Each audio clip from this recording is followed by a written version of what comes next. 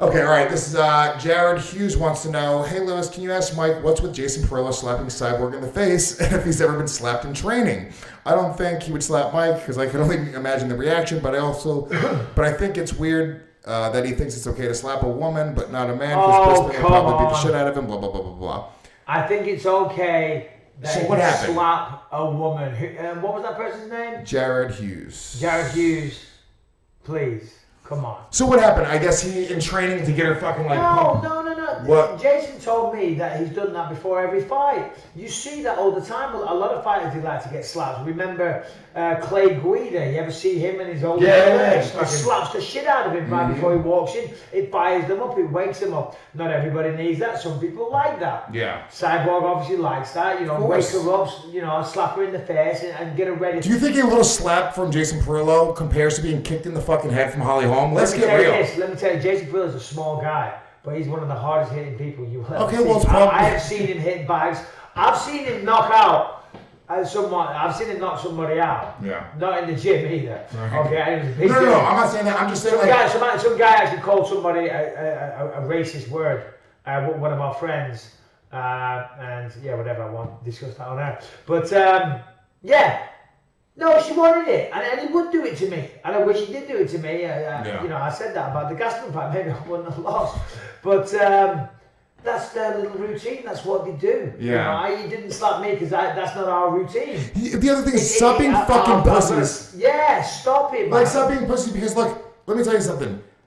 As a human being, I just don't need people to kind of stand up for me. You know what I'm saying? So it's I don't think Cyborg needs. Cyborg doesn't need. What's his person's name? Jared Hughes. Jared Hughes, what the hell, man? Cyborg doesn't need you either, and it's got nothing to do with the fact that she's a woman, or a man, or whatever.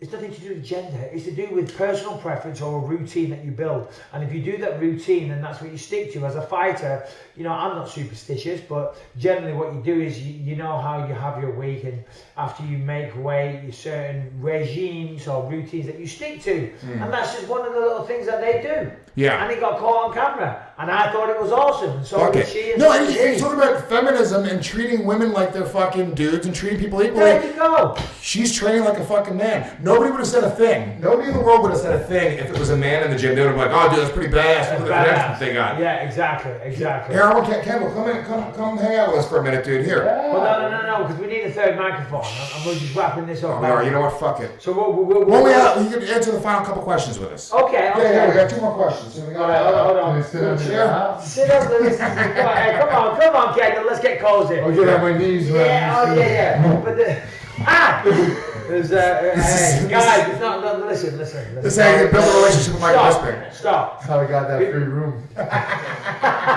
Before we start, I just want to say, don't come in and let the side down, because he gets carried away when another guy gets in the room. This is going really bad.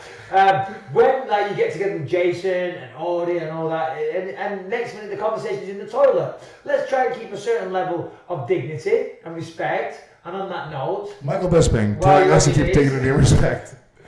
All right. Okay. Cool. Shoot. That's it. So next question.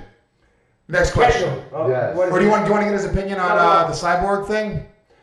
Ask him. Yeah, so Jason Perillo, during their training, I guess he got caught on camera slapping her to kind of get her going. Why not? This guy was like, oh, would you do that to a male fighter? You only did it to her because it was a chick. You think there's anything wrong with him doing that to a chick?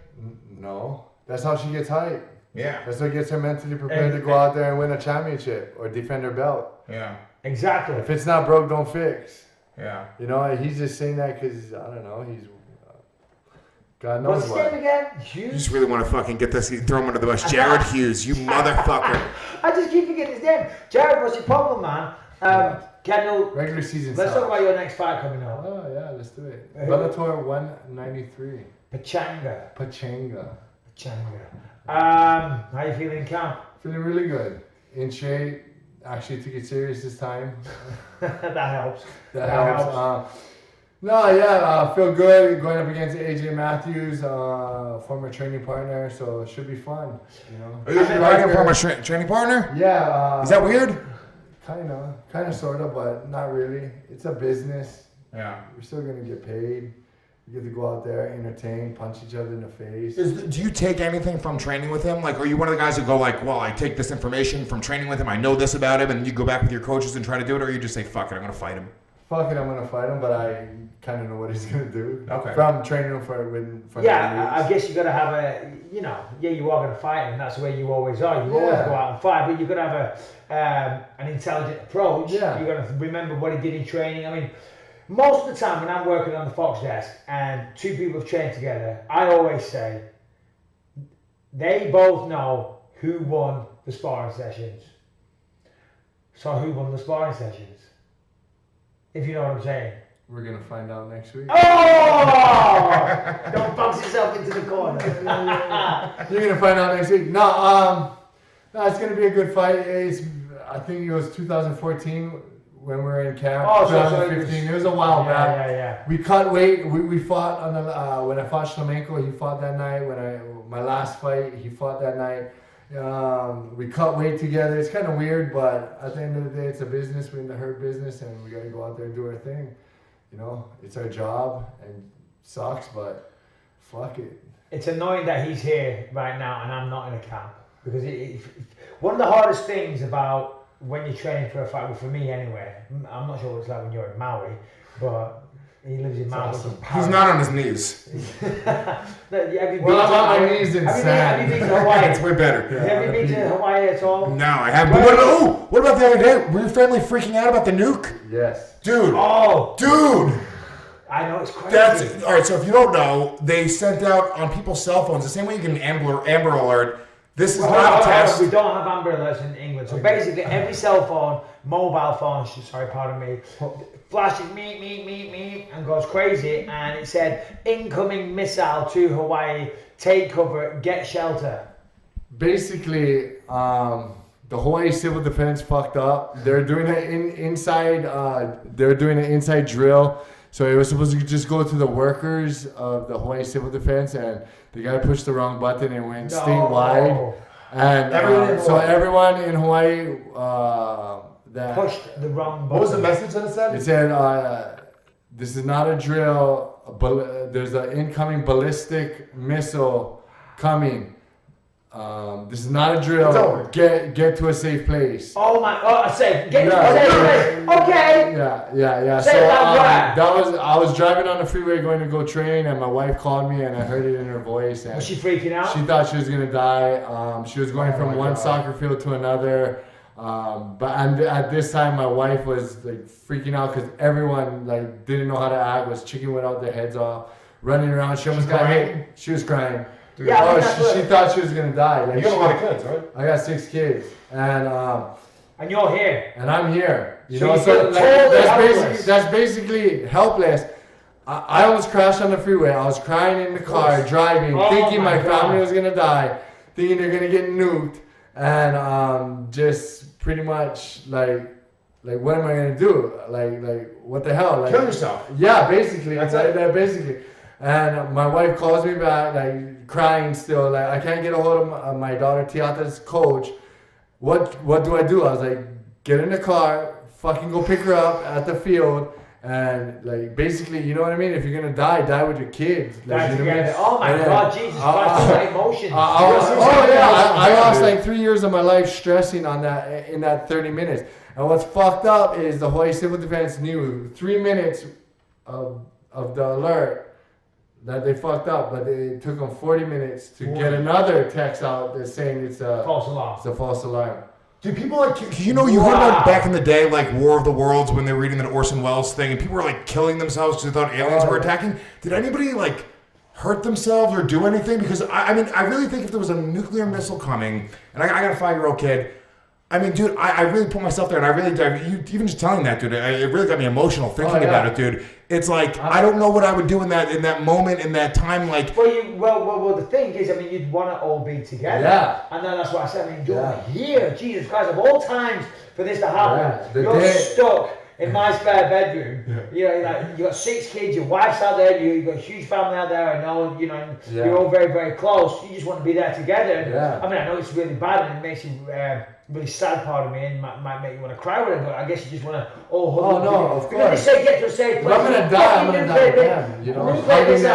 Fuck it. There is no safe place unless you're Richard Branson and you've got an underground cabin or whatever. Did your wife, were the kids like aware of what was going on, or because I guess I would try to be like not tell my kid and like let him just fucking live his last few minutes. But also I will say this, I looked it up recently. Wow. Dude, it's not.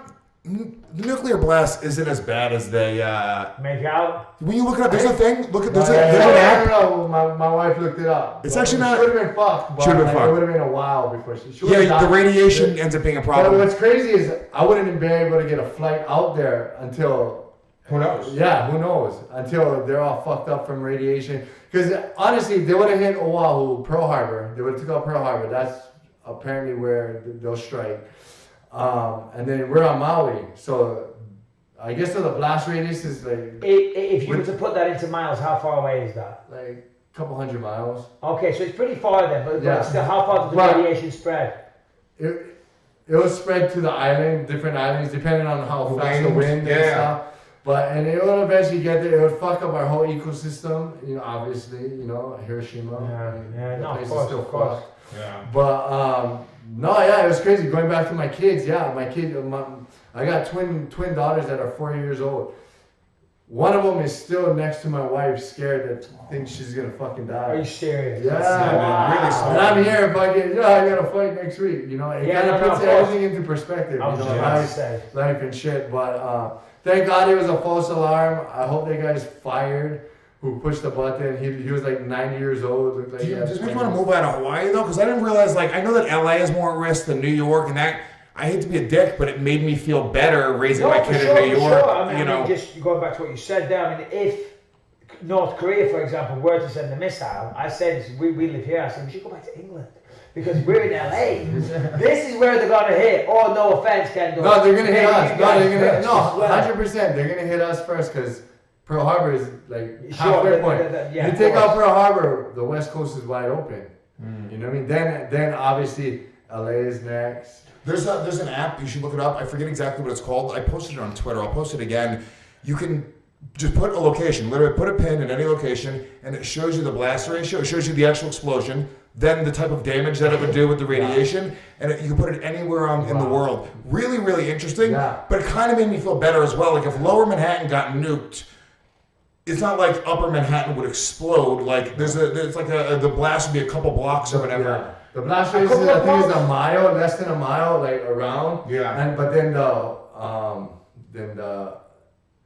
that would destroy whatever it hits within a mile, and then as of 4 miles, it'll be. As of 4 miles, you'd still be fucked. Yeah. Oh yeah. And then the fallout is what fucks you up of the radiation, and that's just gonna. Well, this is a depressing conversation. I think it's really interesting. I forgot that you stop by any time.